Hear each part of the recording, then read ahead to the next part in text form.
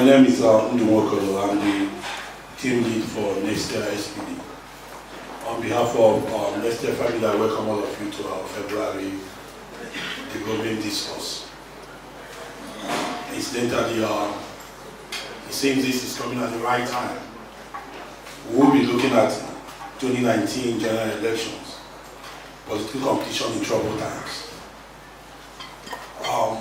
Nextier have designed this discourse to bring together stakeholders, both in the academia and those who are occupying one political space or policy space. The aim of this is for us to sit and interrogate the looming problems confronting this country and see if we can find a common solution.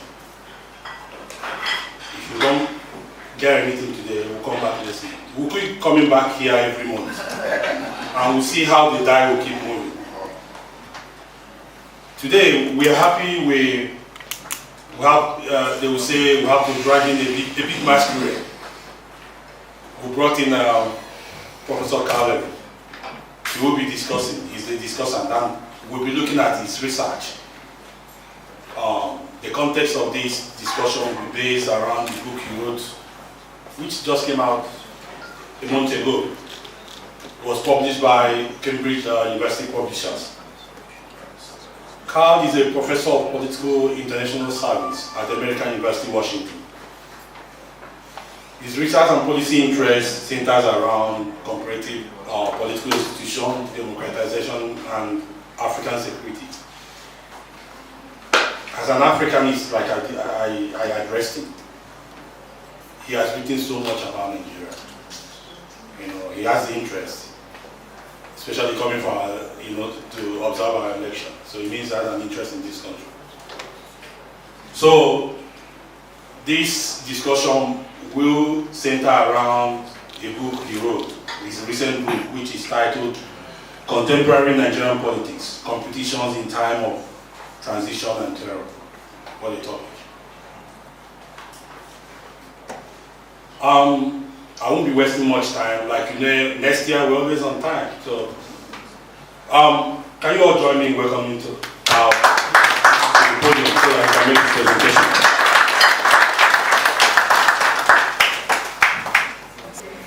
Thank you very much for that kind introduction, and thank you to Patrick Okimbo and to Nextier for inviting me to give this presentation.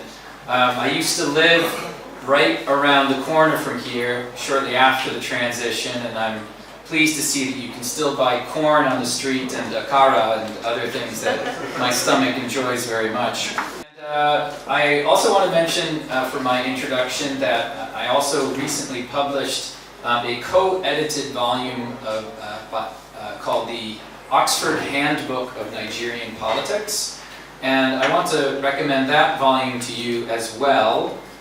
It's a collection of 44 essays, mostly by Nigerian scholars and a few Nigerian practitioners, as well as some Europeans and Americans. And what's very exciting about that volume is that we took a broad approach to studying politics. So we looked at politics from the perspective of geography, from anthropology, from the humanities. And so I'm a political scientist, but took a very broad approach to that. So I'm hoping Oxford University Press will make the Handbook of Nigerian Politics available in Abuja soon.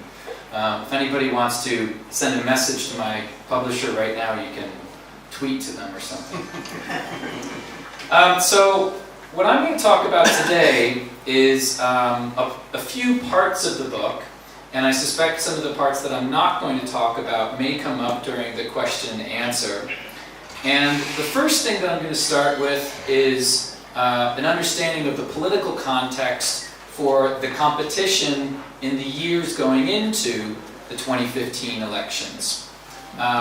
And what I mean by that is that when I arrived in Nigeria shortly after the handover to civilian rule, there were a series of elite deals between the exiting interim administration and then also elite deals within the ruling party. So I'm going to outline some of the elements of what I think were key to those deals And some of those arrangements falling apart or falling under stress was critical to shaping the environment of political competition going into 2015.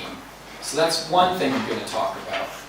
Secondly, I'm going to present an empirical analysis of what the two main parties in 2015 actually talked about. What did they campaign on? I mean, you can read Vanguard, you can read Punch, you can read This Day, you can read Naija, but what did they talk about if we do a systematic study? And I'm going to present some data from a systematic study and that I carried out. And you will find a contrast between what the parties actually campaigned on and some interesting changes in the way campaigns, I think, are unfolding in Nigeria. Third and fourth, I'm going to show you results of two hypotheses that I tested. And what these two hypotheses look at are voting patterns across the state to see if voters voted based on their perception of national security or national insecurity.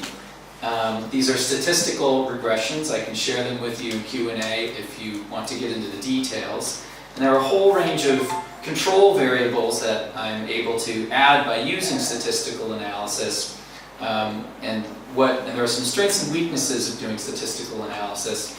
And I'll try to explain those and some of those trade-offs and why I made the choices I did. And of course, with the economic voter hypothesis, the idea is, as it sounds, that people voted on the economy. And if that may sound obvious, one thing that I think we're able to do with the comprehensive analysis in this book is we're able to actually get a sense of priorities, what the parties talked about in terms of issues more than other things, and a little bit of how voters are also weighing their priorities. And lastly, as a way of building up to the conversation, a discussion of analysis and implications. Would it be possible to turn off maybe these front lights? I think it'd be better to see what I think the transition pact contained. Some of these things are familiar to you, I suspect. These are based on interviews that I've conducted over the years with party elites, including founders of the People's Democratic Party. And I think it's important to look at all of these things together, rather than just as each individual piece of this so-called pact. The 1980s and 1990s suggests that pacts were not very common in Africa. That this is one of the things that distinguished the democratization process in the 1990s across much of Africa. That change came from below. And in revisiting my thoughts about this, it became quite clear to me that that there was at least two overlapping elite pacts that were relevant. So within the People's Democratic Party, there was an agreement that, of course, the next presidential candidate had to be Yoruba. And this was not just because of the annulment of the elections in 1993. This is also because of a sense of frustration with the 1979 presidential election. And, of course, the 1979 presidential election was determined by the Supreme Court because no candidate met the constitutional requirement for 2/3 of the state and 25%. Also, of course, the idea of power shift, something that was certainly fresh on everybody's mind if you lived through 2010, and geographical zoning of senior positions. This goes, as you all know, all the way down to the LGA level. And also a weakening of the military capacity. It was well known and frequently discussed in the press at the time that there were massive firings, especially of Air Force officers. And the main criteria for this was people who had previously shown some political ambition. Political ambition because politics was a way up through the military for over 16 years. And so this was part of that. And also, of course, Northerners who were concerned about losing power. Somewhat separate from this, but overlapping with this, and something I detail quite a bit in Chapter 2 of the book, is that the administration also made several agreements with the interim administration. The interim administration made several agreements with the outgoing military, including going soft on corruption. This is one of the reasons why many foreign donors or foreign countries are still searching for the Abacha loot. And the creation of a Truth Commission which provided neither truth nor reconciliation. The findings of the Oputa panel were never publicly released, as many of you may know. And then what happened was as I just said, a Truth Commission with neither truth nor reconciliation. And the PDP did two things sort of simultaneously over the next couple of years. They also created career paths for the ex-military people as part of this policy to reassure the military. So we can't look, just at the firings of Air Force officers and other sorts of things that Obasanjo did at the time, without also noting the many ex-officers that went into the PDP, at least 4 generals that were in the National Assembly, and this is at a time when I was working with the National Assembly very closely. That was my introduction to Nigeria. And lots of smooth paths into the private sector. For a detailed summary of all that, you can look at Bayo Adekanye's research. And then something very interesting also, and there's been less discussion of this, I think, in the Nigerian research, which is coup-proofing. And this is a phrase that Powell and other scholars talk about. There were massive increases in the military budget. Years before Boko Haram, before the Niger Delta rebellions, before all these sorts of things, and even as some of the ranks were thinning, although those numbers get a little bit murky. And then, largely unnoticed, I'm going to show you evidence of a large wave of promotions within the military. So here's the military budget since 1998. We've got some curious punctuation marks there, but we've got an increase from $793 billion US dollars to $2.2 billion US dollars over a period of about 5 years. That's a massive increase in a very short period of time. This is one slice of coup-proofing. And here are nearly 900 promotions that the military engaged in. What's important about these promotions being documented in the Nigerian Federal Gazette in May 2003 is that this is just a matter of weeks before Obasanjo takes the oath the second time. So you have massive increases in the military budget and a wave of promotions, nearly 900 promotions that follow our standard story and tell a different story, I think, of how the PDP thought about keeping civilians in power and keeping the military in barracks.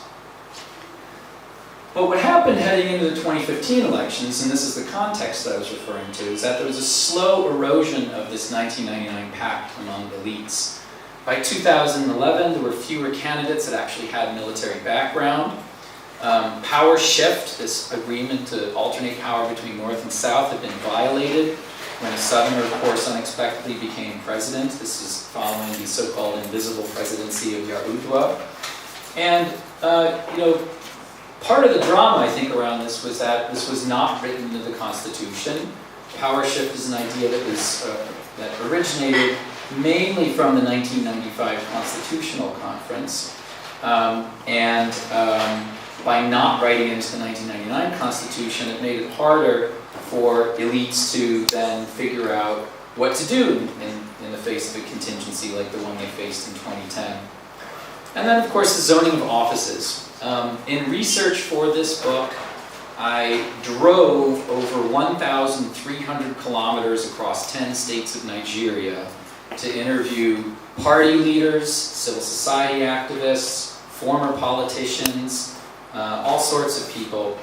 And the story that I heard again and again and again in every state, and indeed you're seeing some of this in the elections now, was frustrated political ambitions among rising party elites. So you want to run for the Senate, but you're from the wrong ethnic group. You want to run for the House, but you're from the wrong part of the state.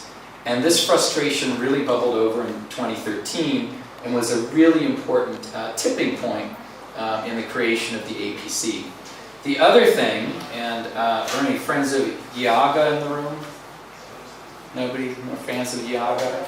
There we go, yeah, okay. Yaga loves this next slide. This is interesting. A demographic gap between the population age and their representatives. So in one of the youngest countries in Africa, in every single election since the transition, the average age of a member of the House of Representatives and the average age of the Nigerian Senate got older.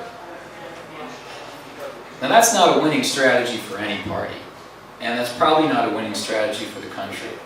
But this is something I really want you to take home with you, and something that I want all the parties in Nigeria to really think about seriously.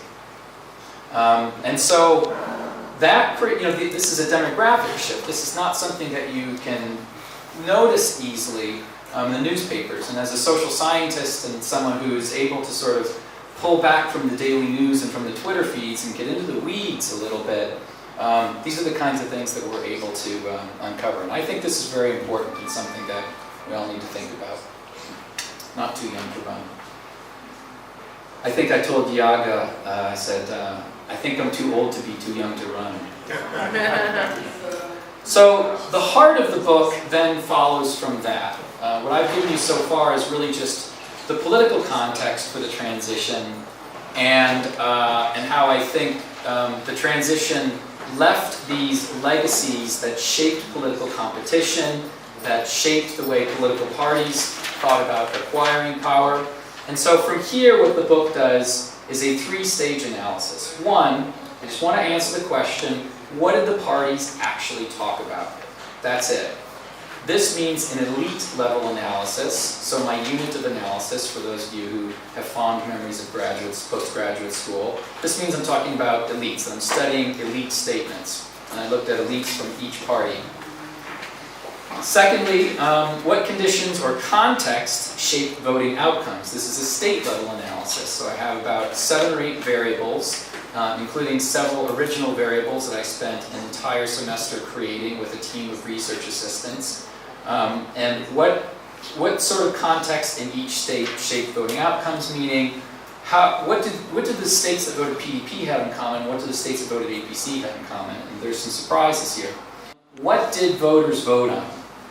And for this, I used survey data from a statistically sampled poll commissioned by the United States government that was included a sample size of 4,000 people. What I'm going to show you first is that the parties campaigned on different issues. So I'm sure every day you read an article talking about how the parties are no longer ideological. I don't think campaigning on different issues means that you have yet acquired ideology. This is something I would invite a conversation during question and answer. But the APC very clearly emphasized corruption in the economy, and to a much greater extent than I expected, electoral integrity. Second, I'm going to show you that state-level economic conditions, even more than the level of violence in the states, shaped voting outcomes. Third, I'm going to show that people voted on the economy, but I will also admit and also be willing to show you additional data that ethnicity does remain relevant and strong, and that there is a growing salience of religion. So that's where we're going. That's our roadmap. So there's your contrast for the two campaigns. So there they are. Visuals for different things. Maybe you can't see it very well from this one, but this billboard, of course, has Jonathan's face crossed out as part of the advert. But remember, going into 2015, Boko Haram is really sort of at its peak.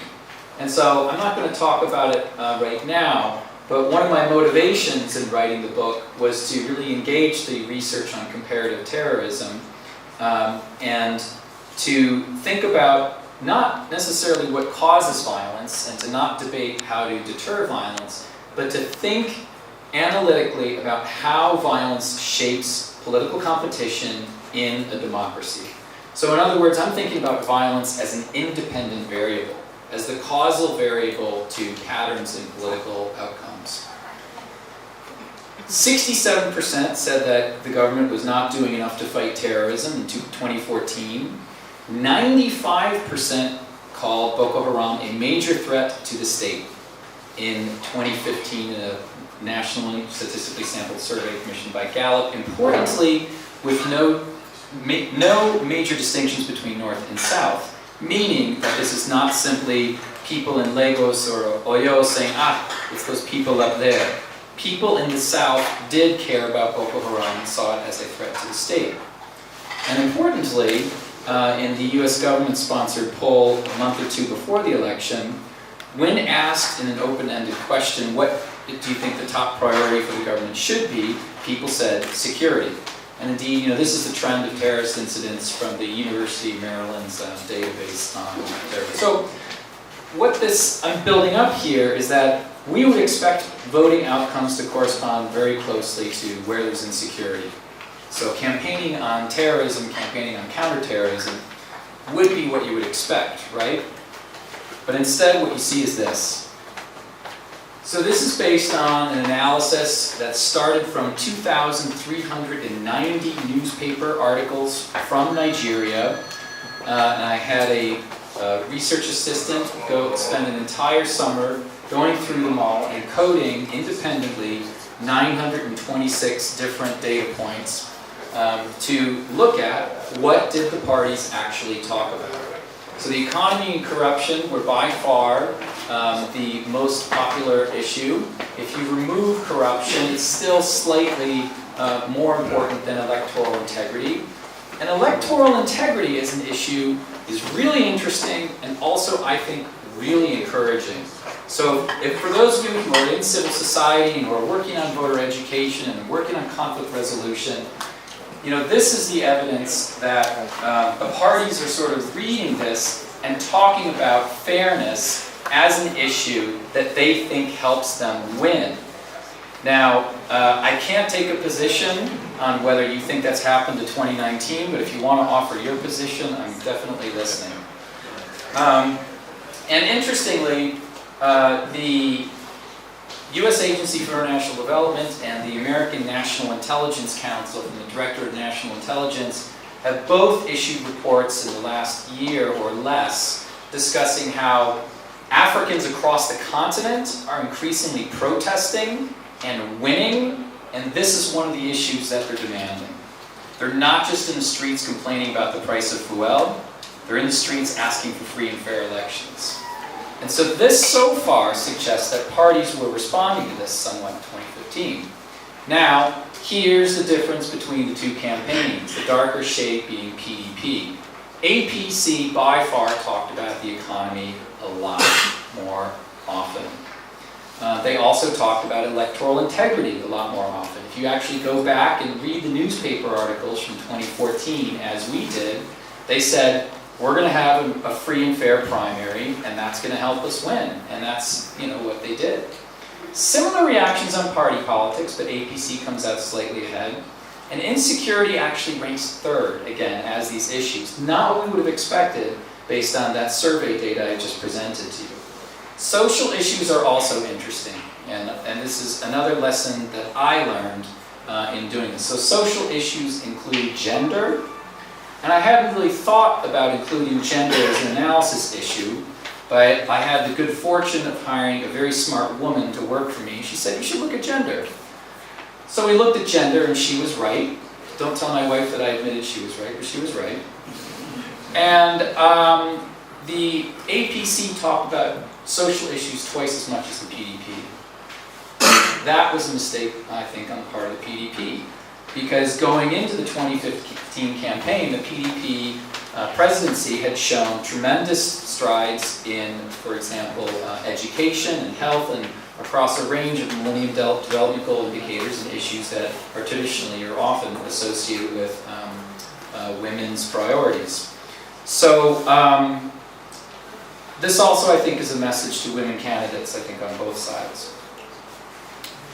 So next, remember, we're going to look very briefly at two different hypotheses. The first hypothesis looks at insecurity to see how that influenced voting outcomes at the state level, and then I'm going to look at how economic conditions influence voting outcomes at the state level.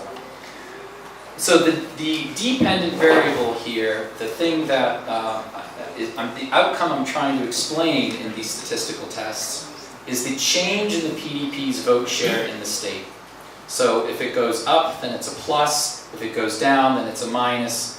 And it's it's a true value of what the results were in those two elections. It's just looking at the difference. So 3 predictions here, and this is important because remember, one of my goals here is to think about violence in a few different ways. One prediction is just simple, that lower levels of violence could lead to greater support for the PDP. It would suggest that Jonathan is doing a good job defeating Boko Haram, etc. And PDP support would also be stronger in states where survey respondents, remember this is 4,000 statistically sampled respondents who believe extremist attacks will decrease if Jonathan is elected. So this is a vote for counterterrorism policy. I asked the survey designers if this is what they were getting at in formulating the question in this way, and they said yes. And the next question is a companion question which asks, whether the survey respondent believes that extremist attacks will increase if Buhari is elected. And there's no systematic relationship with violence. A caveat here is that this is not the best test of violence. To have a true test for the impact of violence on voting outcomes, I would want to do this at the local government area level. There's only 37 states, including the FCT in Nigeria, but it's very, very difficult for reasons I can go into later to test it at the LGA level. But nevertheless, this is statistically significant and explains more than 22% of the variation. Or not statistically significant, excuse me. Same thing with this question of President Jonathan. So again, this is people who believe that extremist attacks will decrease if Jonathan is elected. What about if people believe extremist attacks will increase under Buhari? Highly significant and explains nearly 47% of the statistical regression, including all of the control variables for ethnicity, for gender, for economic conditions of the state, and everything I'm going to show you in a minute. What this means, I think, and this is consistent with some of the interviews that I mentioned, is that the PDP used fear to mobilize voters who believe that insecurity would actually increase under Buhari. There was no comparable mobilization of APC supporters based on this test via negative evaluation of Jonathan. So another way of thinking about this is that the APC ran a more positive campaign, and it worked.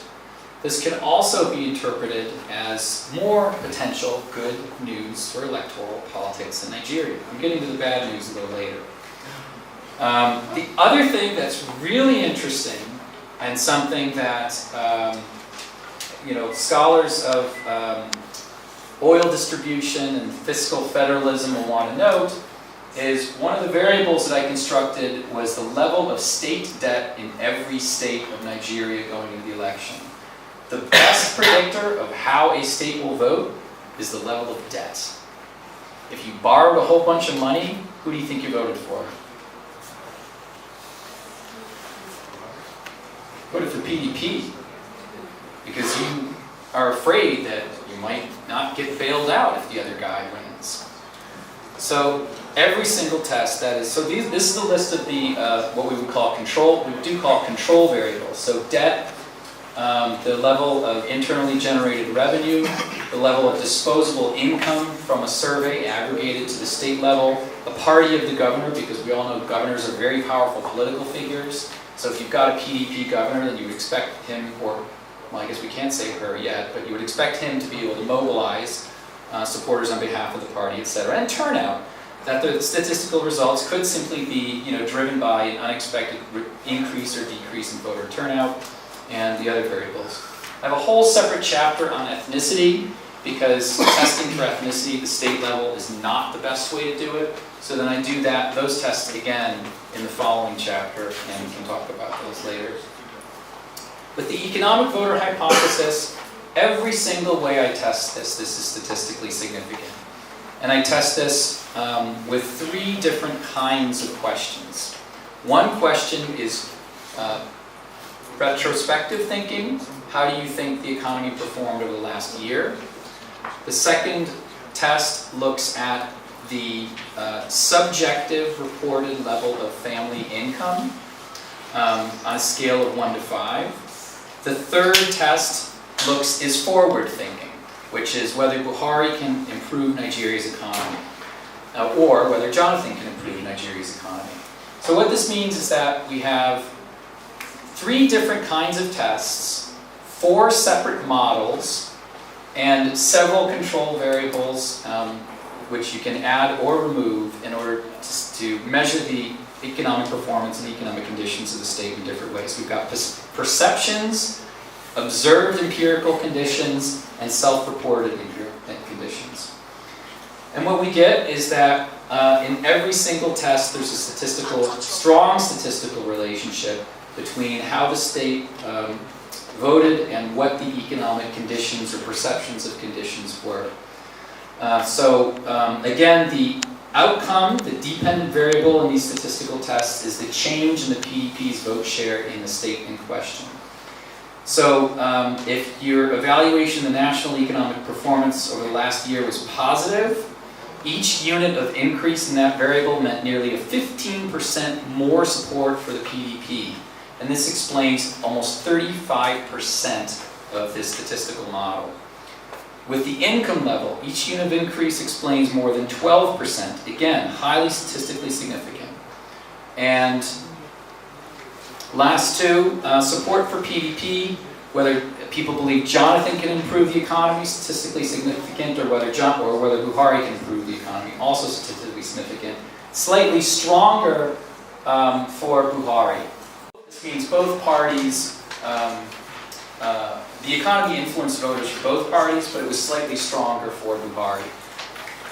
So, I'm going to do the analysis in a moment. Does anybody, before we talk about that, I'm almost done. Before we talk about that, does anybody have any technical clarifications that might help understand the analysis? I'm a professor, so I know to pause from time to time. Okay. So, one interesting thing is that the level of violence was not a systematic predictor of party support. That doesn't mean that violence didn't matter. What statistics can do is give us a level of confidence of a pattern.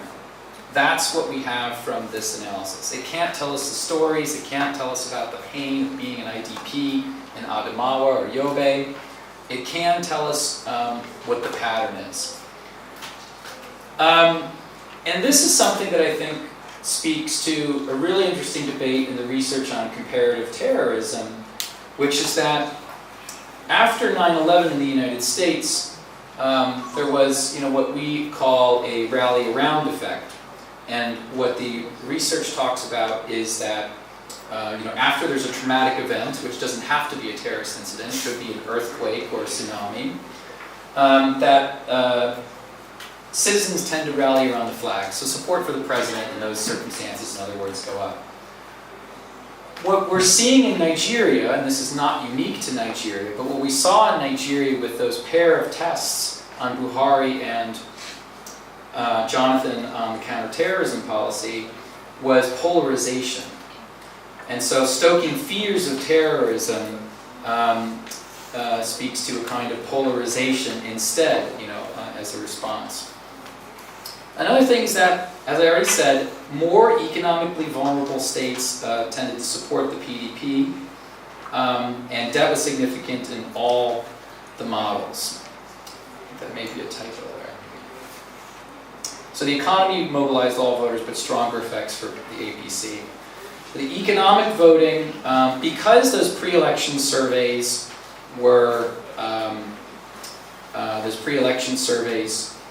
showed priority for other things, I think this suggests that the voters were primed. Again, meaning that because the APC kept talking about the economy and corruption and really remained focused on that, that actually, once you got to election day, had moved voters a little bit. Parties actually shaping voter preferences. Now, there is a little bit of an inferential leap I'm asking you to make in suggesting that conclusion, But that's what I think the evidence points to, and I think that if we wanted to dig deeper in that and confirm that, I'm hoping there's some PhD students in the class who will do so in the class. Did I just say that? I'm missing my home this week. And so those negative evaluations of performance in economically weaker states all were supporting the APC.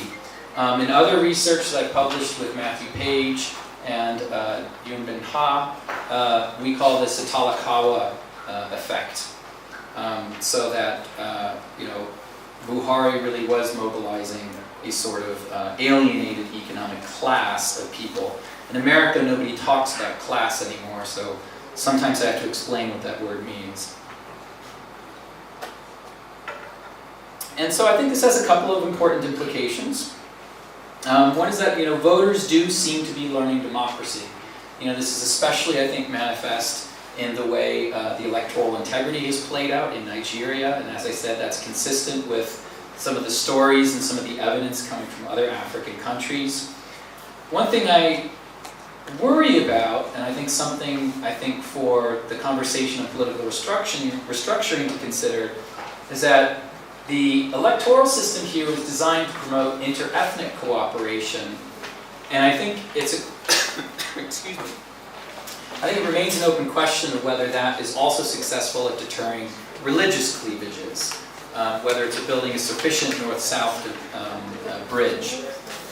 And then lastly, to link the political context provided by the transition in the first part of the presentation of where we are, the book concludes with a chapter about democratic stress.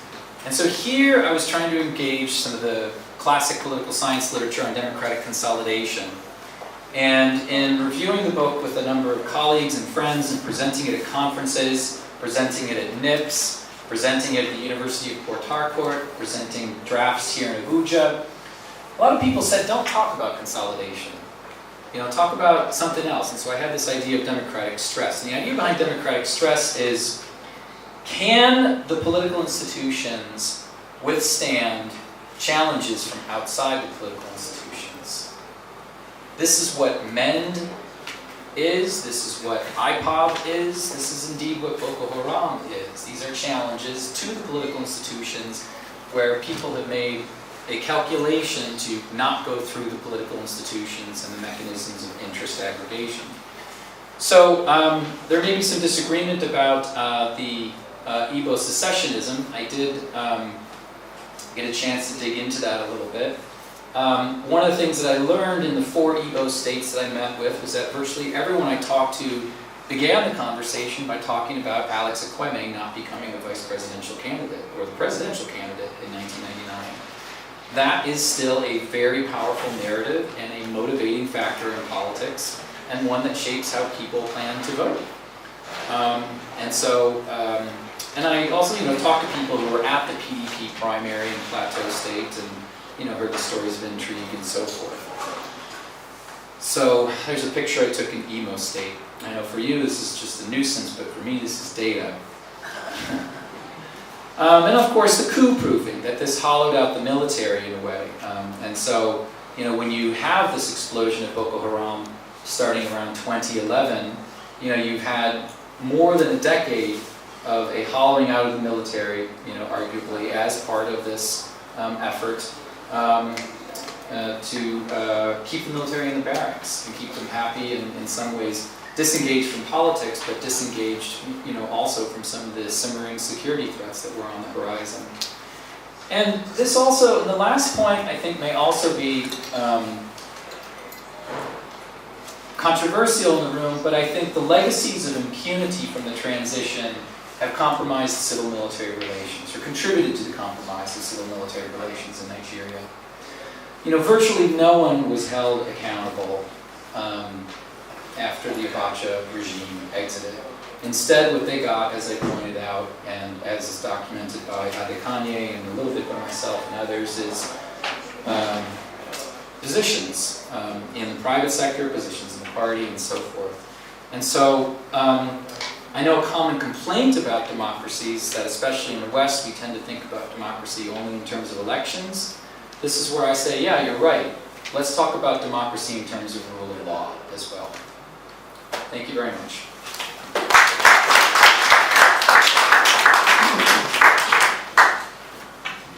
Thank you, Carl. You just reminded me that I studied political science. I know, I'm just remembering the phase that I walked into my first year at the University of Nigeria, and I was to meet a real professor who could even know it. Political science 101. That's what I'm hearing now. Very interesting. Yeah. Well, I won't be interrogating anything now. So we're going to go into a kind of a Q&A section, and I will be calling on someone to moderate it. Incidentally, as I keep working with this guy, I've forgotten what he studied at the university. I don't know whether he studied mass communication, arts, music, computer science. I just don't know. Political science. But I remember he studied agriculture. From there he went to business and everything. Patrick Okibo the third will be moderating this. I don't want to talk about him, but let's listen to him. Thank you very much. Thank you very much, and thanks everyone for joining us this afternoon. We can get the lights, please. Thank you. Please, another round of applause for Carl.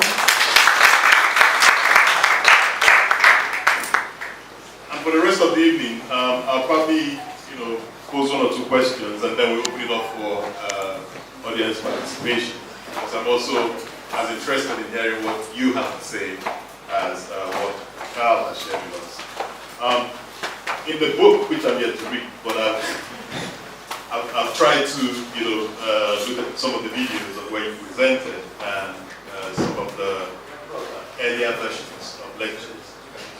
What I see come through is your belief, if I read it right, that the elite deals or the elite pacts that started sometime around 1999 probably came to an end with the 2015 elections.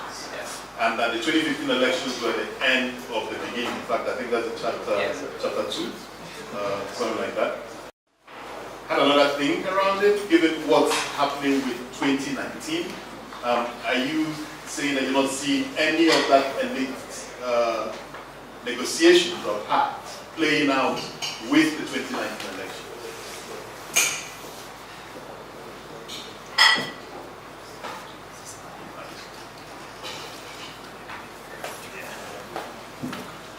So I'll answer that question, but before I do so, I also want to mention that because I'm here on a mission, I can't talk too much about the 2019 elections.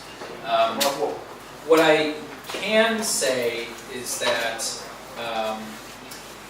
I think that, first of all, the literature talks a lot about how pacts come together and how they facilitated democratic transitions in many places. The best models are actually from Southern Europe and from Latin America, so places like Spain and Chile, with very explicit agreements between the military and the civilians who wanted to take power. And the military was just saying, look, we're tired of all these protests in the streets, we're tired of ruling, just what can you do to make it, give us a softer landing? But there wasn't much of a discussion about when those pacts end.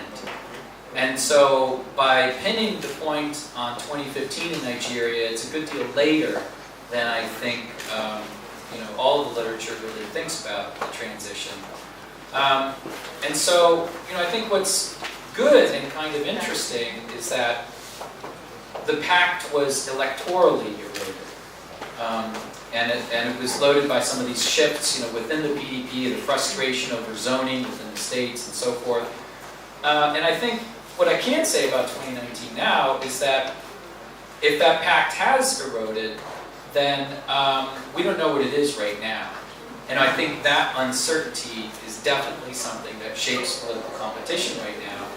And in that regard, there were some advantages to having the transition deal, cut by elites and behind closed doors where they could trust each other.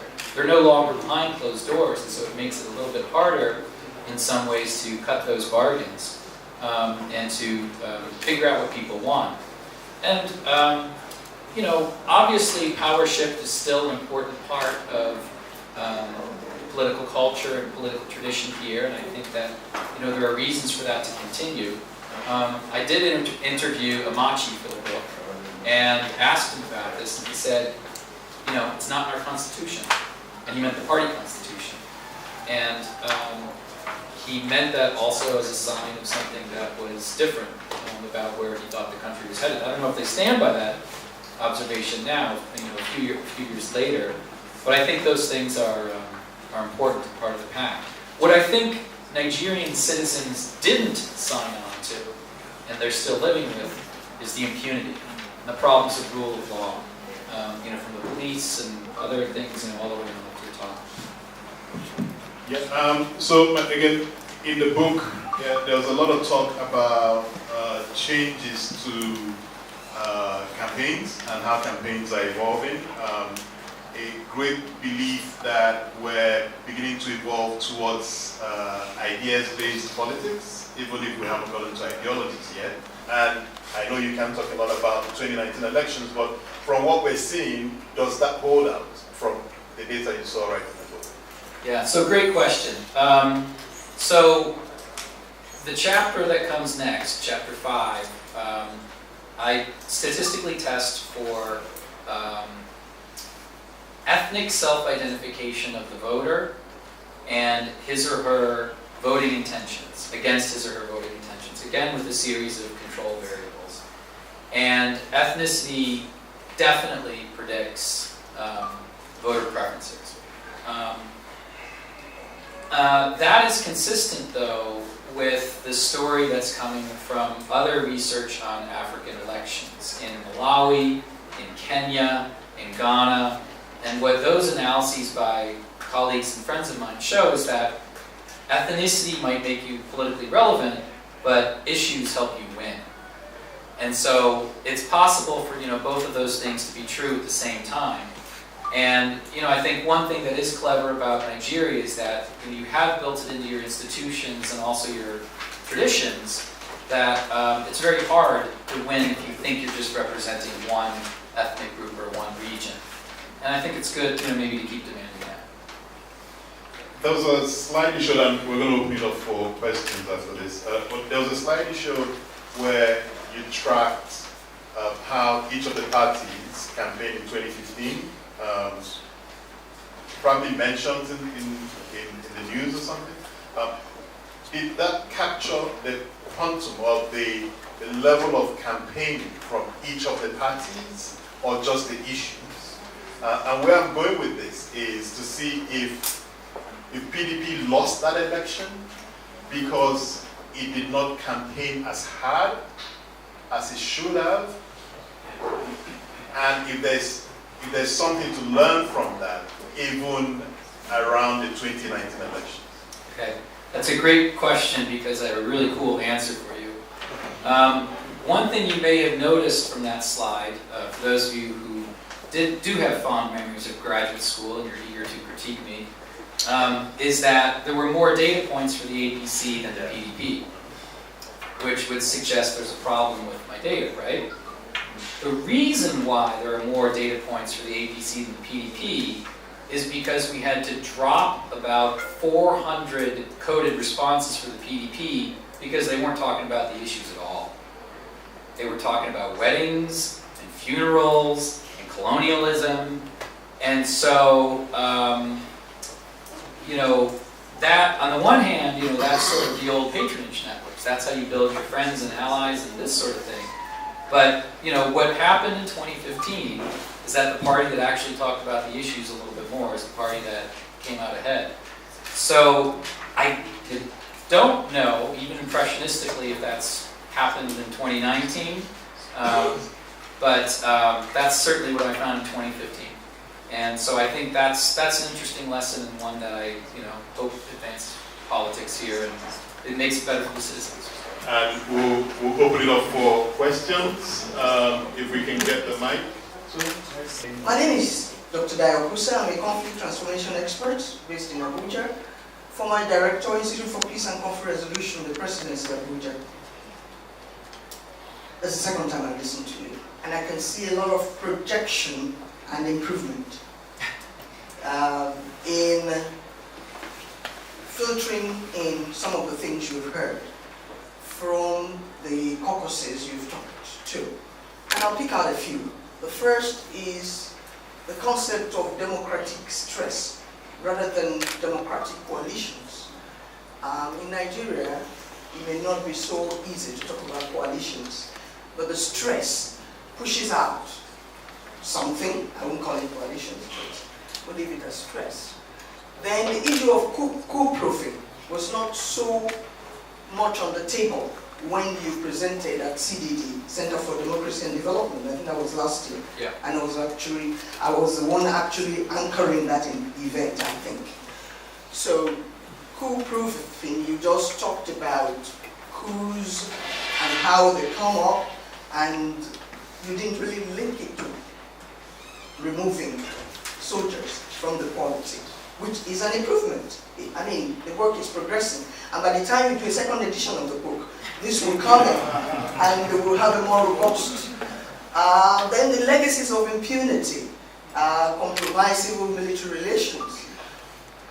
Well, you looked at civil-military relations, but you did not really look at the legacies of impunity. We talked much more about impunity as a concept and how we could get around it in the polity. Lastly, I'm not scared to talk about the 2019 elections in Nigeria, although I'm in the situation room of one of the major NGOs in West Africa. But I'm a Nigerian, and I shouldn't be scared to talk about it. I think two major things that have come out from 2011, 2015, and 2019, it looks like it's the same recurring decimal of lack of preparedness. And we believe that when we have 50 professors in INEC, then the work will be done. I'm not in that school of thought. A professor could look at concepts and come up with whatever. Could be a coterie of issues. But that does not solve the problem. Where I'm going, I want to be exact. We need program management. We need a section, a division of program management within INEC. And we also need a section on scenario building. Those are two sections that should be working hand in hand so that we do not have the same cycle of something happened and we postpone elections. It does not make it foolproof. But these sections should join whatever they have in INEC. Project management, scenario building, they were talking about procurement. It should be a different section. Then these two sections should now be able to put together everything. I thank you. Thank you, Dr. Contemporary Nigerian politics, and I think Patrick had expressed concern. How contemporary? I imagine it ought to begin also with what's on the ground. So like she said, the matter of updating will help, and address the concept of contemporaneity. The making sure I want to take up, and because of the presentation you spoke about coup-proofing, and the work itself, I indicated interest in it, but from your presentation, it rests on the assumption that there is a Nigerian state, defined the way states are defined, which wanted to plan or plot a new trajectory from 1999. Prof, I want you to contemplate the possibility that at that time and up till now, the Nigerian state remains a criminal enterprise. So the elite consensus you're talking about was actually the fallout of conspiracies they didn't know how to manage. And so you put together a political party, you cook up whatever you can, because a new government needs to protect you. You were a general, you didn't have a farm, you didn't have a kiosk, you didn't have a shop. You produced nothing. But by the time you left office, you were a billionaire. Your house is the equivalent of a first-class hotel. So you create what will protect that for you. And what I want you to take up, because I didn't see in the presentation any linkage between any explanation of the impact of expenditure on social cohesion and political discipline. I'll give 2 examples. In the 90s, there was a petroleum trust fund. I don't know if it was headed by the current president. It was basically, there was an increase in the price of petrol, so the tax was put aside for infrastructure development. Great idea. But a Minister of Health, I have a budget for providing vaccination for everybody in this room. BTF has a budget for the same thing.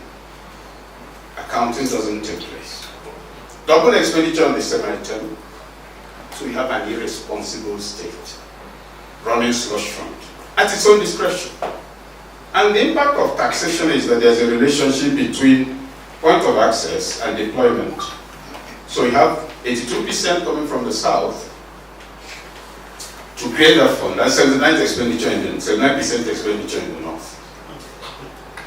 So you ask yourself, what would a citizen that sees perfidy as a major raw material for public administration do? And you take it to the military, and I tell you talking about coup-proofing. I think that's when the money that got the service chiefs into trouble. Every month somebody pulls out 558 million naira. That's under no heading. I remember we discussed it 3 or 4 years ago. I told them this will eventually blow.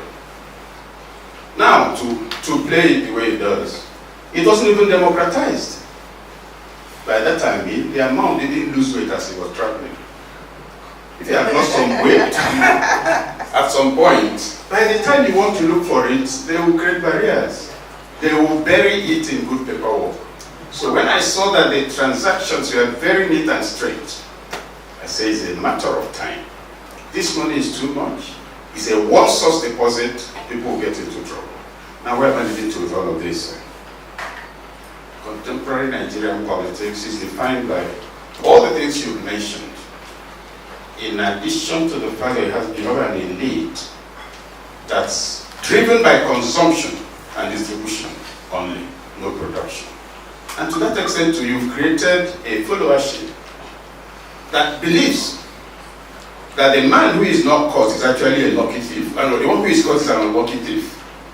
But that everybody in office is comfortable because. So, the basis for social cohesion and political loyalty has collapsed under a budgeting and expenditure system that assumes that accountability is an inconvenience. Okay. So if we can put all of that together so that the analysis then incorporates the impact of multiple budgeting and expenditure, its ruinous impact on political cohesion and patriotism. Thank you. So, you started off by saying that, should we consider Nigeria a state? And everyone knows Awolowo's famous, comment that Nigeria is a mere geographical expression. I think it is a state. Whether it's a nation is something I leave for you to decide. And the distinction is that the state is something with sort of fixed boundaries that are honored internationally and domestically, and Nigeria has all that, and more or less assert power across that territory. Sometimes that power is challenged, but that's what we mean by a state in Nigeria. Whether it's a nation, that's an ongoing project, and this is something that Ezekwe and her colleague and others really were pursuing. One thing that I debated with readers of the chapter on the transition, and I think I revised in conversations with them, was whether the elites that came in 1999 were any different from the elites that came before them. And I think that that's a fair question, and I don't think that necessarily presents a problem for the analysis here. My number one question here is, how did the APC win in 2015? That's my research question, and what's the story leading up to that?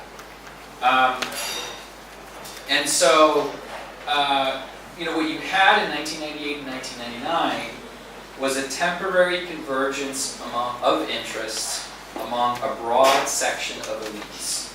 That temporary convergence, and some of that convergence could have been around looting, and padding budgets and so forth.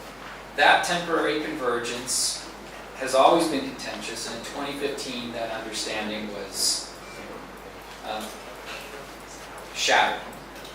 One interesting concept from the Nigerianist literature that people play around with is pirate capitalism.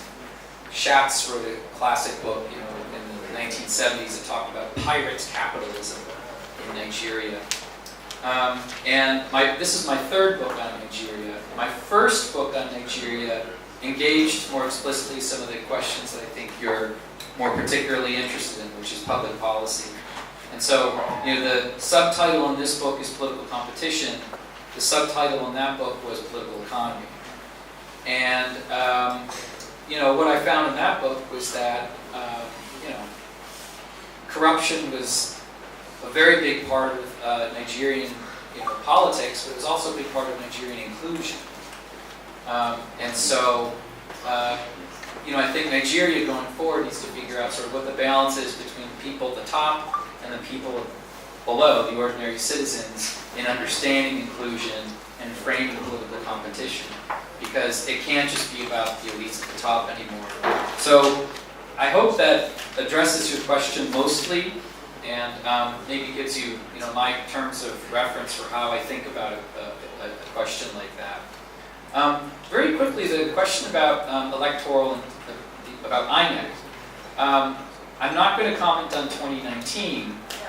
What is interesting in 2015 from the data on electoral integrity is that young people trusted INEC less.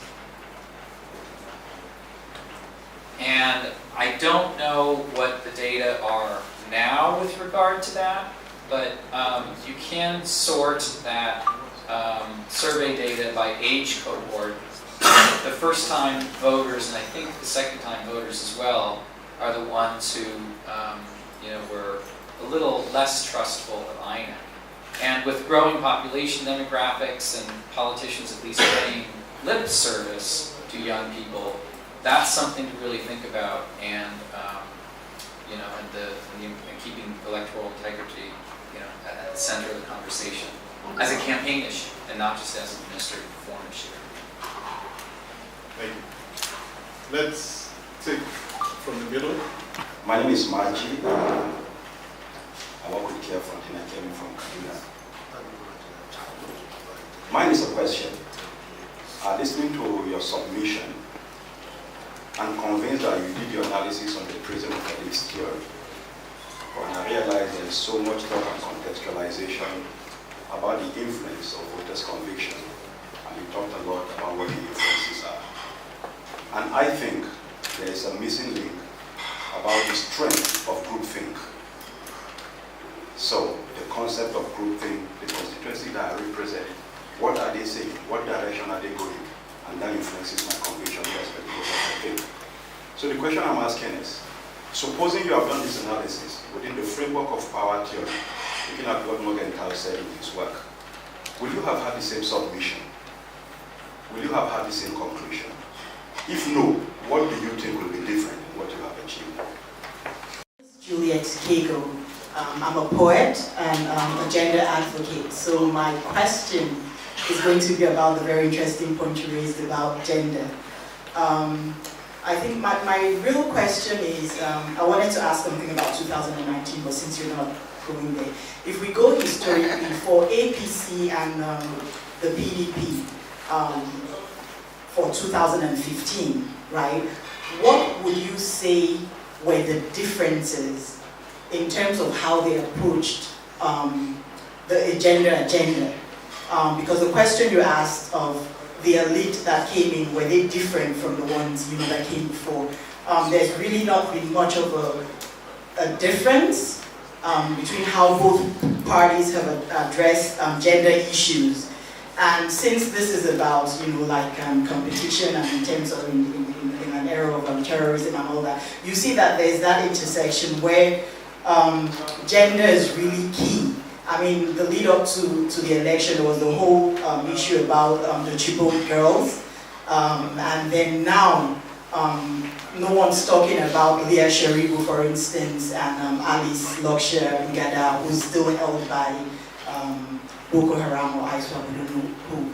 So, other than that, right, I'm also trying to link the gender issues. So when you talked about non-state actors in terms of men, right, Boko Haram or even IPOB, is there a possibility then of having a political party occupy the space of the non-state actor?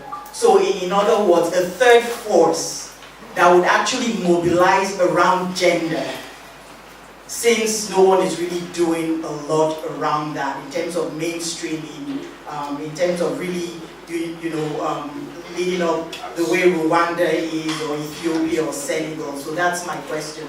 It's kind of two-pronged. Thank you. Thank you. Thanks very much for the presentation. I am Okola, a political scientist also. My question is just very, very simple. Would the PDP have lost the 2015 elections if it chose another candidate and missed every other variable? Good afternoon. My name is Amadu Ejike, Investor Just. From your presentation, Professor Carl, you want me to believe that the INEC of 2015 was transparent, absolutely transparent. We had instances that we had under voting. There were allegations that even the INEC chairman had a romance with the party in power today. And all your submissions were based on that election. So, how can you convince me to believe that your submissions will be taken by me? Secondly, based on the transparency of INEC, because I want to believe they were not very transparent during that time. And I want to know, because I know very well the president of the country at that time made issues concerning that transparency. Because he wanted peace to reign. He didn't want to go on with some of this, what he would have done as a commander-in-chief. Secondly, in your histogram there, data you presented that APC campaigned on votes, on issues, meaning that PDP did not campaign on issues. I may not agree with that, because I know that PDP have made some progress in the country, in terms of economy, in terms of rule of law, and their major strategy was to move to the next level. So, for me, that was an issue. It was issue-based as well. Thank you.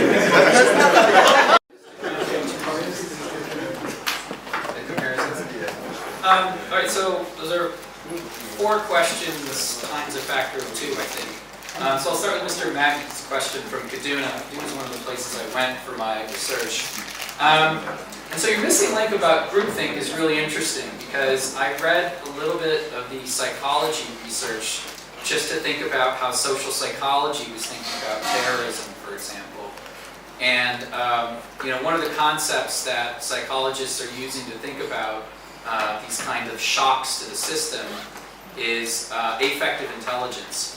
And the affective intelligence theory, suggests when it comes to politics that people become more interested in politics and more skeptical of their evaluations of policy performance when you've got stuff like Boko Haram happening. So then the comparative political scientists come in and do cross-national tests, using countries where terrorist groups are active, and one of the key findings is that incumbent parties are vulnerable. So you connect those two things together, and I'm just updating the term groupthink a little bit, that this is one of the new ways of thinking about groupthink. What I think you meant by power sharing is sort of the idea of a coalition of elites just running the party, or running the government. The PDP as a big umbrella. And I think the point that I'm trying to make is that there were a number of things, such as the demographic shift, such as frustrations over zoning leaving out ambitious politicians, that made that power-sharing understanding within the party fall apart. This is why there were so many defections from the PDP in 2013 and 2014. And you know that from reading the newspapers, and I know that because I talked to a lot of those politicians for the book. And so, and I detail some of those defections in an article in African Affairs, January 2018, about River State, where I linked the competition in River State to national level political contests. So that's one way to think about that. The way power sharing. So the power sharing arrangement had sort of come under stress. And then this is where we are today. I was talking about looking at it from the framework of power theory. Yeah. Because you concentrate on analytics theory. Yeah. Well, from a power sharing theory, I mean, Nigeria has an informal power sharing system, but it has a formal competitive system. It's a very majoritarian constitution. He or she who wins the presidency, controls the cabinet, can fire people at will, and so forth and so on. It is truly a presidential system. There's no incentive and no history of the president in Nigeria in a significant way of having other parties in the cabinet, for example. If that's what you mean by power sharing. If you mean informal power sharing, as this gentleman was suggesting, elites sharing power and sharing the national cake, then, you do have some of that. We can talk more afterwards if you're... moving on to gender, I think the point on gender that I'm making is that it's an unclaimed issue. I think it's a good campaign issue. And I think for whatever reason, the major parties, even after I told them about this, a year or two ago, didn't see that.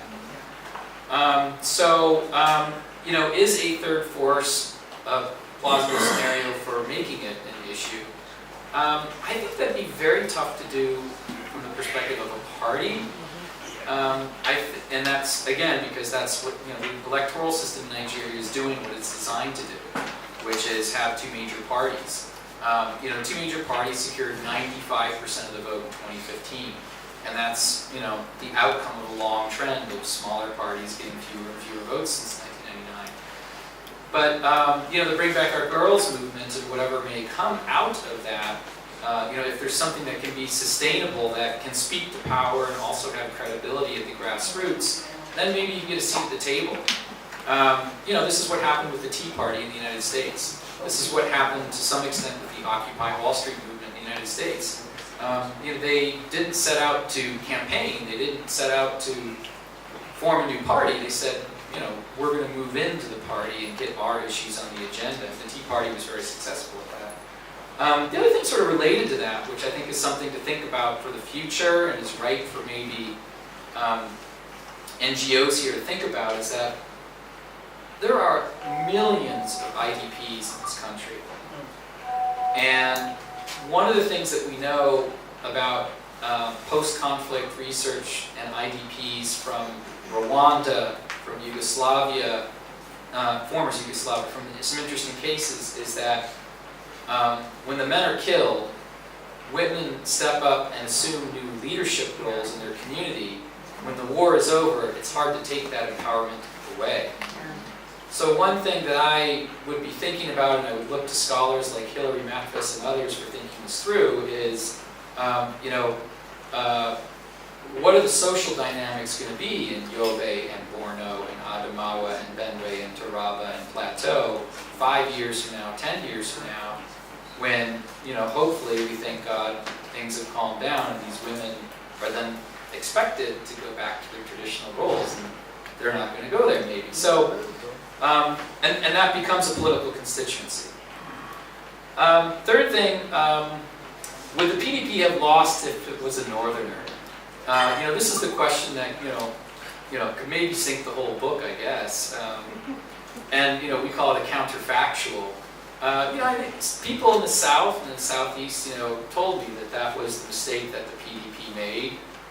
It's also, that Jonathan allegedly, broke his promise in 2011 not to run in 2015. So I don't know. I mean, I think, if the PDP had run a different campaign on the issues that I think were more winning issues, then maybe that would have helped.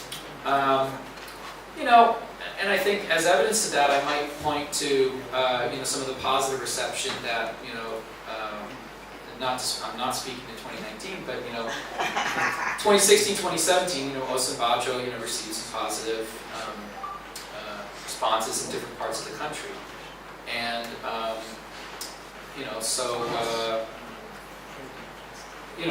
we don't know for sure, but there are unclaimed issues out there, and I think the parties need to find them.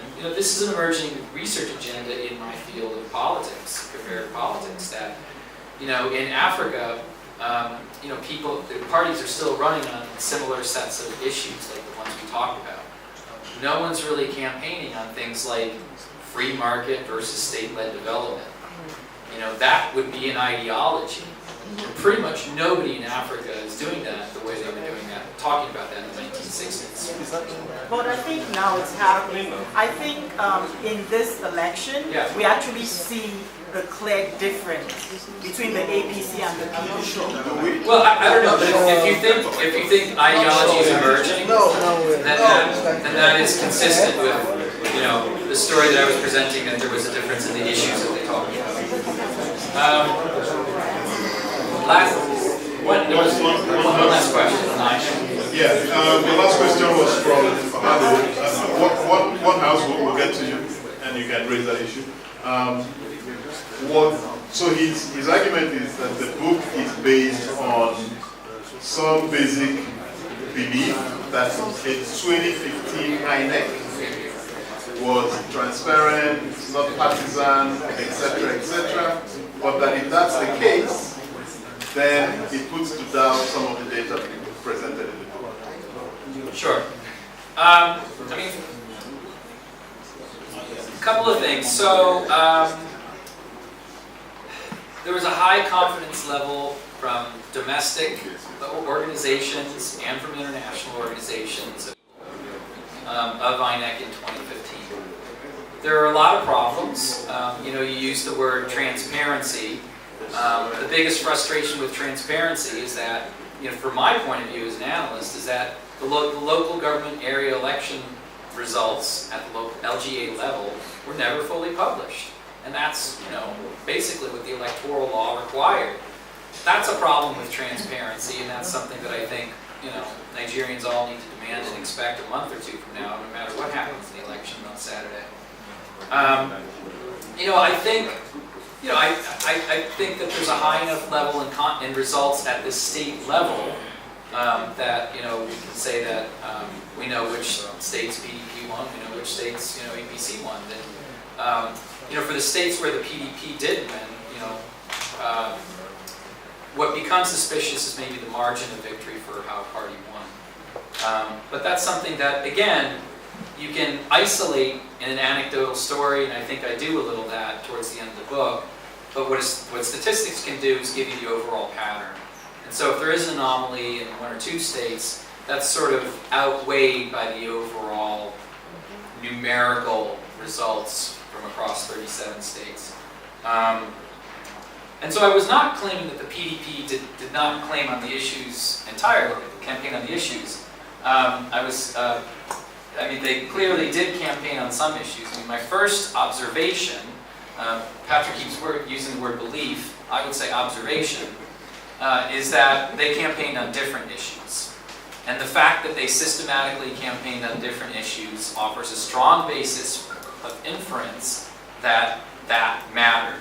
Not only did that matter, but in the book I break down within the party to see if the party leaders whose comments I was coding campaigned on the same issues, and almost across the board completely they did, further suggesting that within the parties they were coordinating on what issues to talk about.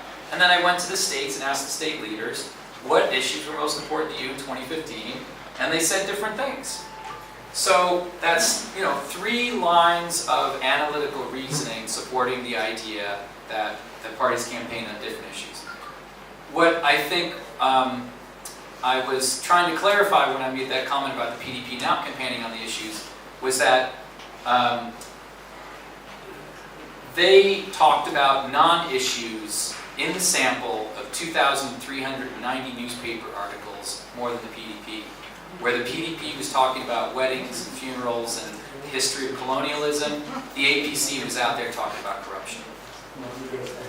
Okay, there was a more, the last round, so let me see if I can articulate that. The comment was on ideology, on whether we have a party that's running on capitalist principles and another that is a bit more statist or socialist. So I wonder if you can just touch on that before we take another round of questions. And what we're beginning to see, without making any statements on the 2019 election, is that it appears that one party is clearly pro-market and the other party appears to be more pro-state. Yeah, I mean, I think I would generally make that observation. Yeah, I mean, I think that makes sense. I mean, you know, Atiku has made it quite explicit he wants to privatize the oil sector.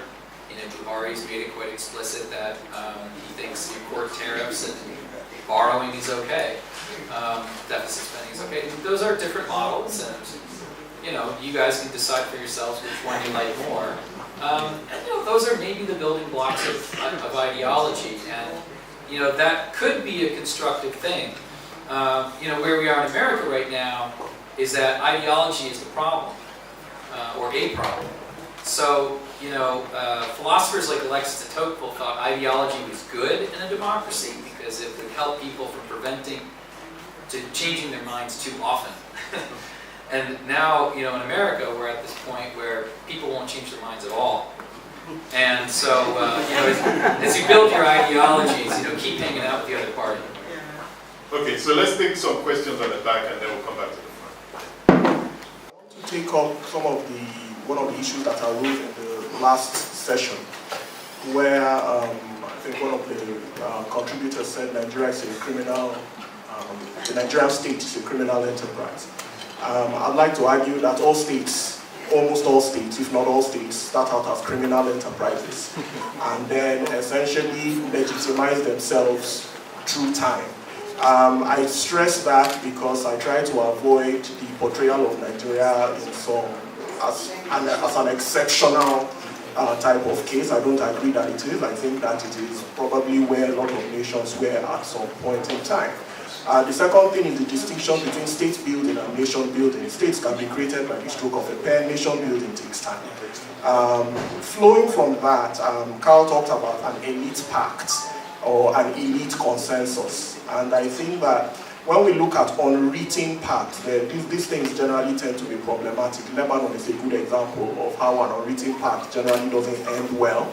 But I would say that this pact that we have is unraveling. We're in the middle of that unraveling, largely because the pact essentially was about distributing oil rents. This is something that emerged after the Civil War, that the best way to avoid a repeat of the Civil War is to ensure that oil rents are distributed as fairly as possible among regional elites. The problem is that oil rents are finite. The population growth rate has increased. Nigeria's population has increased fourfold. In 1970, we were 55 million. We're around 200 now. So I think that those things are creating stresses on the pact that are unraveling it. You have a lot more people that are excluded rather than included. My question would then be, is it time to consider a system that emphasizes proportional representation rather than the majoritarian system we have now? If you have such a system, proportional representation will ensure that various shades of conviction and ideological belief or allegiance or non-allegiance, as the case may be, will be accommodated and therefore mitigate the risk of violence in our politics. Thank you. Thank you very much. I found out that your perspective of a state it appears legalistic and prone to what we call Western liberal view. In your own part of this world, you know too well how the state was formed and the processes. Here, the Nigerian state is non-existent. For me, it's still in the process of formation. And that's why the structures, the institutions are so weak. That's why we don't have ideology, because the ideology is rooted on the material basis and systems of production. We don't have it here. It's rentier, sharing of proceeds, which we are not even part of we are not part of the production of productive process of the crude oil, which is the mainstay. So going forward, I want you to also reflect the other perspectives of the state. For instance, the political economist talks about a specific modality of power relations, especially in a society that has transcended the communal mode of production. We have a mode of production here, that's the key question. As long as we don't have it, then the issue of ideology will be a big problem. On the 1998-99 elite, what I want to refer to as elite consensus, the military bureaucratic class against the political class, the huge promotions you mentioned about, the retirements from massive retirements of senior military officers. And I don't think most of them are from the Air Force. It comes across. Many of them from the Army, those that have been exposed to political offices, those that have enjoyed political appointment outside the strict military formations. You have noted rightly that over time is decreasing.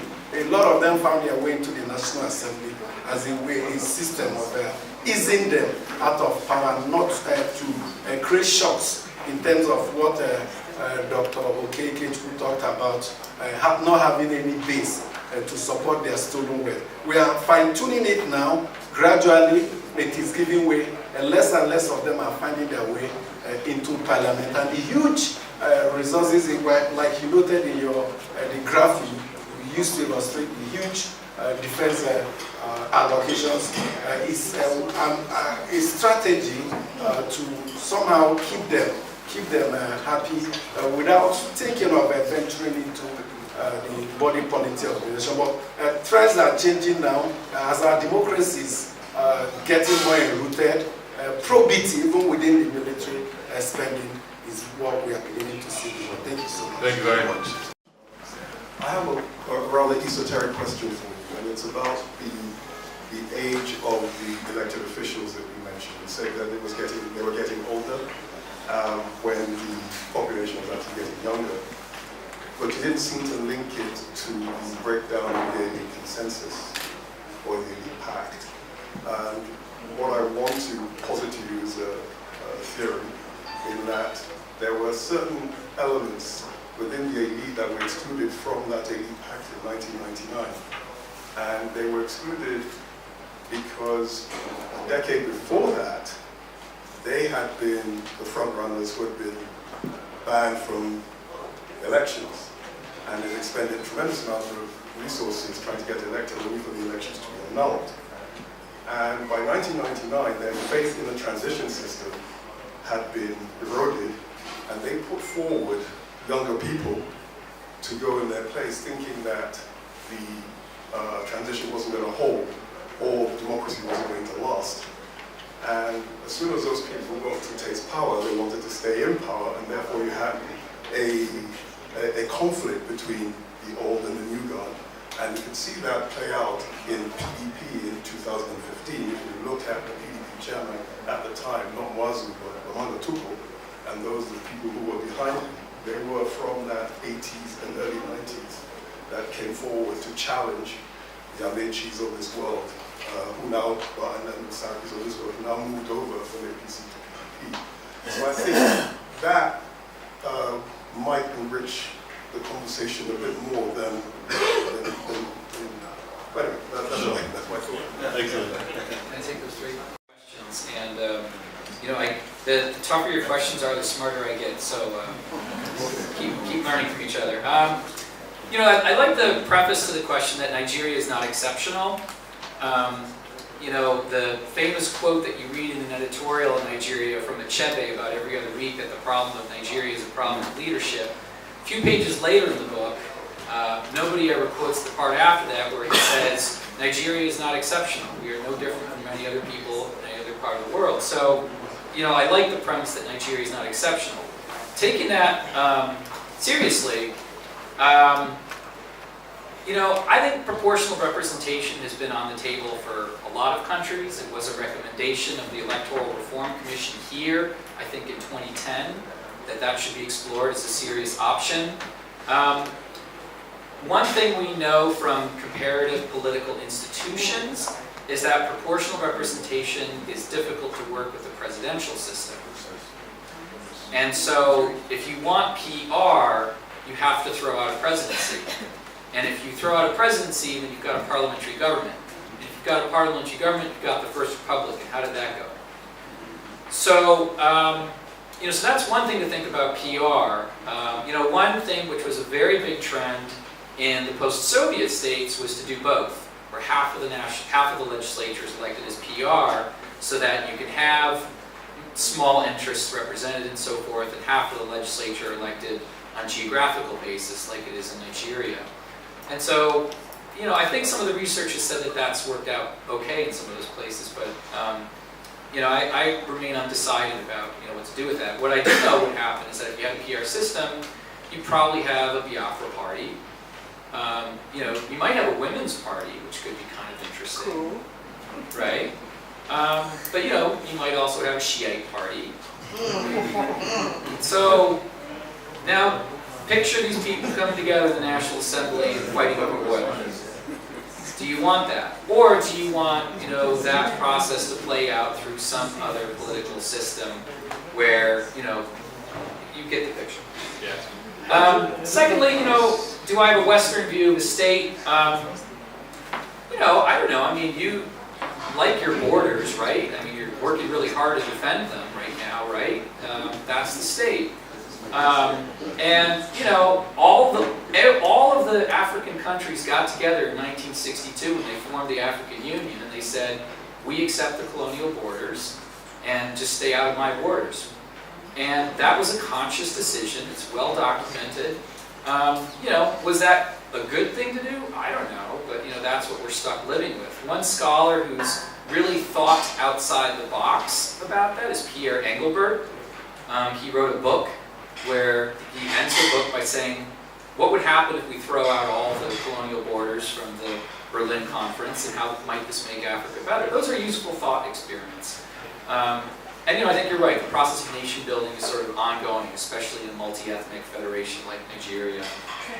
In the Oxford handbook that I mentioned, Nonso Obikili has a chapter on state building in Nigeria, which is pretty interesting. You also mentioned ideology based on material conditions, and that's not true everywhere. The trend in most of the world, much of the developed world right now, is the emergence of post-material values. This is the research by Pippa Norris, Ronald Engelhardt, and others, and what they find is that once countries reach a certain level of development, people start to care about different issues. They start to care about the environment. They start to care about minority rights. They start to care about things that are actually not material. And, Nigeria has never had an industrial economy, but, there is a state which people are fighting for control over. So there's an internal dynamic which is ongoing that suggests that, the state exists and it's a reality. If it's a reality in people's imaginations, that's a question that I leave for you.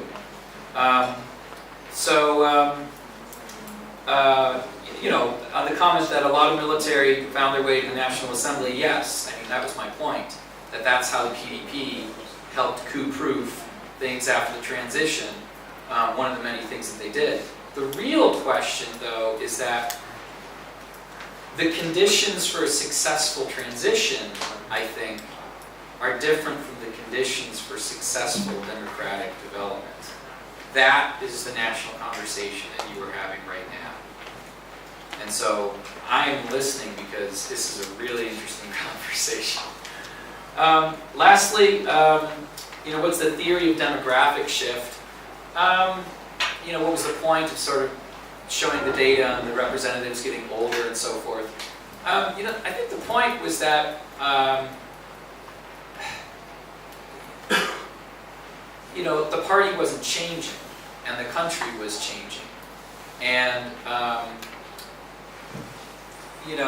I think there are opportunities there for future research. And I think it's when you put these different trends together, it's sort of not coincidental that, it's a very young country, one of the fastest population growth rates in the world, as you all know. But, politicians were getting older and older. It was not because of incumbency. I mean, there was close to 100% turnover in the House of Representatives over those 5 elections. So, young people wanted something different, and again, looking at the youngest age cohort, there are differences in their partisan preferences, at least in 2015. I don't know about now. Let's take a few questions from the front. And congratulate Carl for the book. In fact, when I looked at the cover of the book and I saw President Muhammadu Buhari, I was thinking it was a biography of Buhari or something. But what came into mind is, since 1999, I think there was nobody that has shaped the political landscape than Buhari himself, because he was a major candidate against the incumbent in 2003, in 2007, in 2011, in 2015, and now in 2019. And he ran on different political parties. So I want you to address the issue of individual personalities, not the political parties. Because from the look of things, what we have, and that is why the issue of ideology is not clear, because individuals cross carpet from one party to another in the quest of power. Atiku was in APC, the majority of people around the president were in PDP. So I want you to speak to that, and so that overlap that happens, and I'm talking about the fact, political part. Actually, it was a PDP part. It was only PDP that had that arrangement, not other political parties. So it wasn't particularly representative of the national interest. So I just want to draw your attention to that. And finally, in determining issues that political parties are campaigning on, how do you do that? Because we have the party manifesto, we have the billboards, and most of these billboards actually were erected by party supporters who may not have connection whatsoever with the parties, and that was how APC ended up denying most of the promises they made in 2015. So even knowing what exactly the position of the candidates and the parties are is somehow a mystery when you talk about the Nigerian political landscape. In fact, politicians even disown some of the pronouncements that they have made. But thank you. I look forward to reading the book. My name is Aminu. I teach law at Faculty of Law based University. There are massive promotion in the military. There are increases in budget, and therefore there is no coup. We don't seriously believe that. I think that you need to tighten up that hypothesis, because if you were to take into consideration the Nigerian perception of the military, no matter the amount of budget increases or massive promotion, the military will not be welcome. That is one. Two, there is also the African Union perception, attitude towards military coup. That in fact dampened military expenditure. And then there's also the international community. They are also very averse to military coup. So I don't think that hypothesis, you need to tidy up that hypothesis very well. Coup-proofing is, I find it odd. Anyway, you need to define very precisely what you mean by weaker states voted for some parties. Because we have 36 states in Nigeria, and so you've got to group them and then give us an indicator of what constitutes weaker states. And you need to tidy up those areas. Well, I'm going to read your book. I cannot criticize it because I've not read it. But I just find some of their processes very troubling. One of the problems and points have been made by somebody about demography, changes in demography. What are you pointing at? Are you saying that Nigeria needs old people in the National Assembly, or we need a younger generation in the nation? So you didn't conclude there, but I wouldn't take you up since I've not read it. But it's a good try, sir. All right, I think we'll go in order.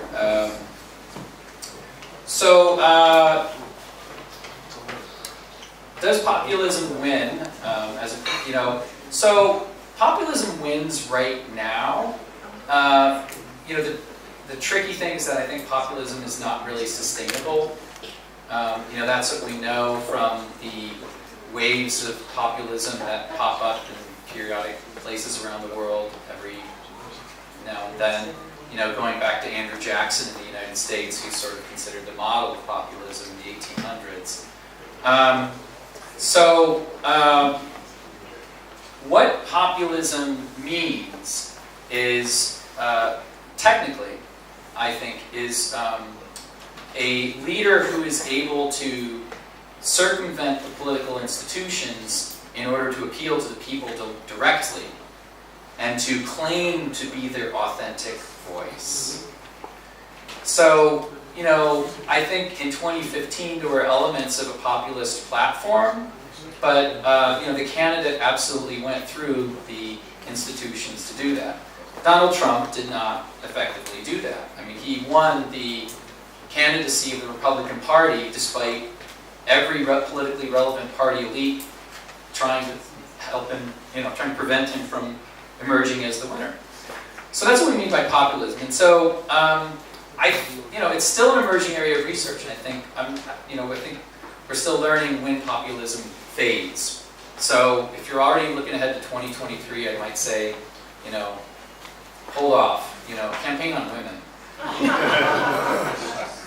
You know, the second question about the personality of candidates. Campaign with women.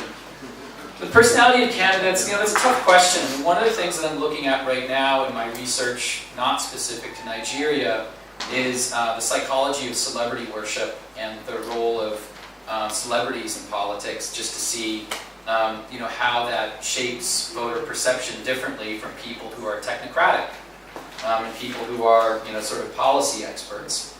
You know, policy experts usually aren't the good winning candidates. You know, Bill Clinton was maybe an exception in that regard, where, you know, he could appeal to people and connect with their emotions, and he also read the briefing book at night. You know, kind of miss a president like that. I didn't talk a lot about the manifestos in the book or in the talk. I did read the manifestos and refer to them a little bit in the chapter that explores this content analysis of the issues. That's because I was not testing to see if parties lived up to their manifestos. And some of the recent Nigeria political science research in a book edited by Joseph Oshagba and others has one or two chapters on party manifestos and do they matter and this sort of thing. So I think it tells us more about Nigerian political parties by looking at what they actually talked about. And that's what I think we've got here. But you know, if you want to study manifestos, that's fine. I mean, I think the absence of zoning in the APC manifesto, if that's still the case, is kind of interesting. You know, the doubt about coup-proofing, you know, I want to give a holistic story. I don't think you read any one of those examples I gave independently. And I think if you do, then you probably don't get a story of coup-proofing. What I think you need to read is a reluctance to prosecute or investigate corruption in 1998 and 1999, explicit guarantees to you know, a number of, you know, bad guys in the Abacha junta, and I named them, you know, who were not prosecuted. Indeed, some of them were promoted within the military to the outrage of the human rights community, such as the Civil Liberties Organization and the Constitutional Rights Project. So that's 2. 3, you know, the military spending, that's the 3rd data point. You know, and 4, military promotions, that's the 4th data point. 5, all these people coming into the PDP, and the PDP paving the way for the military to go into the private sector. That's 5 data points, plus interviews with former generals that I conducted, all telling me a similar story. It's just what you need to do, you know, is, you know, the nice thing about being in academia is that, again, you can sort of pull back from the Twitter feed and take some time to add some of these things together. And so I think that's a pretty good, you know, pretty convincing case. And I think, you know, just what that means is that Nigerians are still living with the transition, for better and for worse. And you're in a process of renegotiation for what the new understanding is. What do I mean by weaker states? I wasn't measuring the capacity of states. I was measuring I measure the financial well-being of states and the financial well-being of people as they describe their own conditions within those states. I do that through debt. I do that through internally generated revenue. I do that through literacy, if we take literacy as a proxy for development.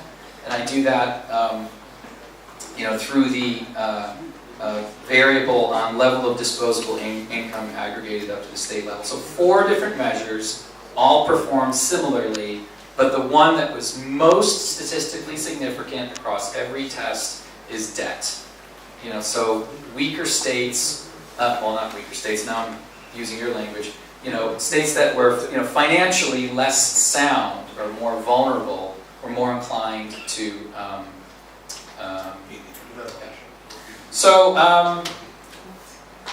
did I miss anything, Patrick? No, that's it. That's it, okay. Should I go sit just down again? I'm trying to see if we have 2 minutes to take one more question. Yeah, about clarification. Said PDP campaigned on weddings and all that. Didn't quite get that. What did you mean? Weddings and funerals. Yeah, weddings and funerals. So these are the issues that, the main issues that I coded using a content analysis software called NVivo. It took several months. It's based on 929 independent data points from 2,390 newspaper articles. And within the book, there are subcategories under each one of these. And I know that I appropriately placed those subcategories under the respective categories here because the NVivo software allows you to do a word map of frequency of where words actually fit together. So there's actually another visual showing you all of that. So let me try explaining for the 3rd time. If you weren't talking about one of these things, it was not coded in that 929 data points. If the PDP had been talking about one of these things, it would have been coded. So the interesting implication of that is that I think as a party you're better off talking about the issues. And that's all that meant. So we had to eliminate more articles where the PDP was talking about stuff because they weren't talking about the issues. If they had been talking about the issues, then they would have been included. Excellent. So a comment from the lady, just to get some data balance. Thank you for your presentation, but 2 things come out. One, to what extent did you consider the factor of incumbency? Did it play for or against Jonathan at that time? 2, when you go back to your results, that sort of showed how the parties performed across the issues. Perhaps another interesting area of research to look at how positive the government empire is able to communicate some of the results of their policies and issues over and above the opposition that would definitely on the other side will see issues around it. Because we know that a lot of investment went into power, for instance, during the PDP time. How effective was their communication in terms of the politicking time to convince Nigerians that indeed this was what was about? And we see the same thing playing out even now with the APC. How effective have been able to communicate some of the results that speaks to the issues and therefore convince the electorate. And finally, a lot have been said about democratic stress, democratic learning, but I see it as the development or evolution in our political culture. Now, to what extent is this playing out in terms of the politicians or the power play in recognizing the fact that Nigeria's political culture is developing and evolving, and so we're living gradually. We're living actually persons, and whatever you bring to the table, and we're moving to the era of ideas, ideologies, and the power of convincing the politic. Thank you. And the very My name is Kenneth. Is that why? I work with Nextier. So my question, maybe I missed it while I was walking around. I think if you're talking about Nigerian politics without mentioning issues like ethnicity, religion, it is not comprehensive. Because you cannot talk about issues, you cannot talk about economy to, let's say, somebody that did not complete secondary school. Because most of Nigerians, we have more illiterates than we do with literates. So you cannot talk about such issues like social issues, economy, insecurity. You might talk about insecurity or snatches of it, but you cannot talk about economy with an illiterate person. So what do you have to say about ethnicity and religion in politics? What role does it play? Thank you very much. I'm starting to feel like I'm on a presidential campaign here. The election just got extended a week, and I got to keep talking. And thanks again, Patrick, for organizing this. And I'm really happy to be involved with Nextier. Patrick and I just met very recently, and you've shown that you can really pull things together greatly. And you very clearly have, a very well-educated and very informed following. And so I feel better educated and better informed now. So thanks again for putting this together, and thanks for the staff for working on this so much. The first question was, would this hold at the state level, and would this hold for the National Assembly? I doubt it. I think the way I would explore that as a political scientist would be to look at electoral coattails first, to see and sort of the party strength within a state. There are some ways of doing that. So, for example, it could be the vote share of parties in a state, but it could also be sort of the number of elected representatives from party X and Y in a state, and so forth. But, I spent, as I said, I went to 10 different states for this research, and, it was clear from the party officials that I met with that they were talking to the national party, and the party was sort of telling them what to do, what issues to talk about, and that sort of thing. But I think the issues are really different at the local level. I was in Obio Akbor in Rivers State a couple of times in 2014, 2015, 2017. And, in Obio Akbor, they were not talking about, this stuff. They were talking about who's going to be the chairman of this local government area, and who's going to get the money, and this sort of thing.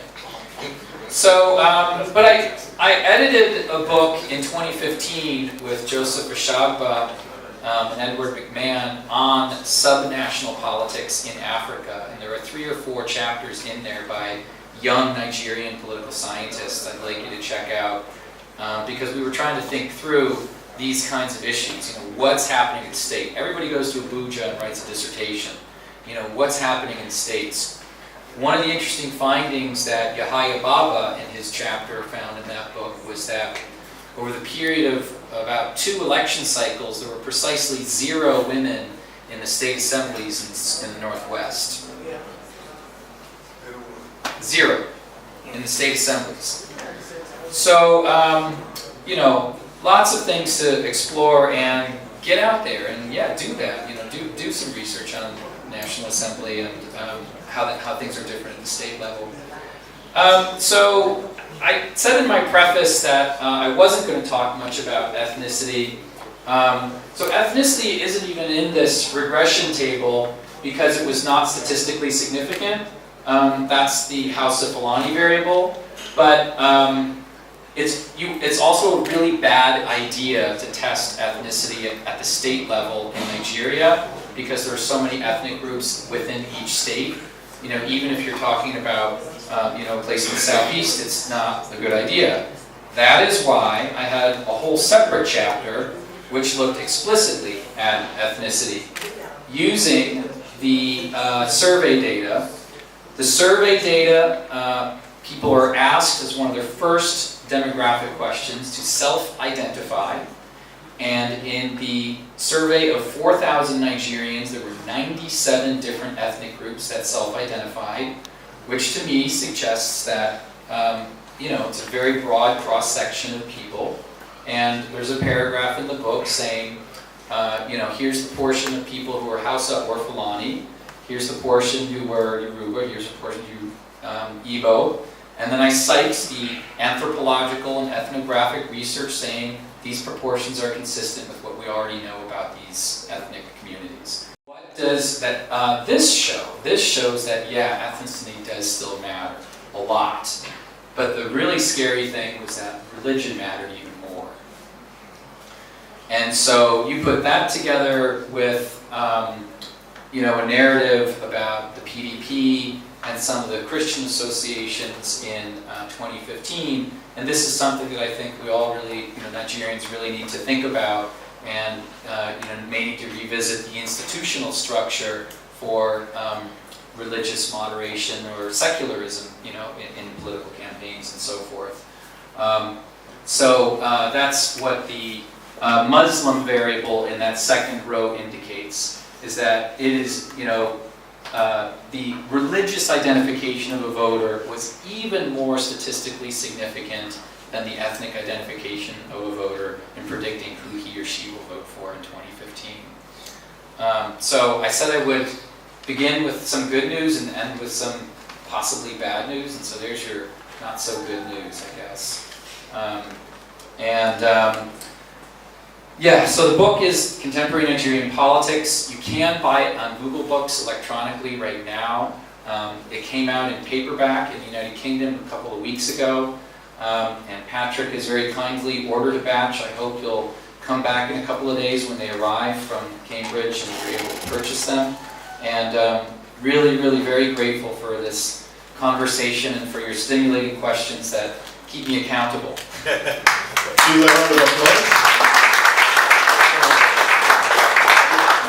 Thank you very much, Professor Calvin, and thank you for, you know, making time to join us for this conversation.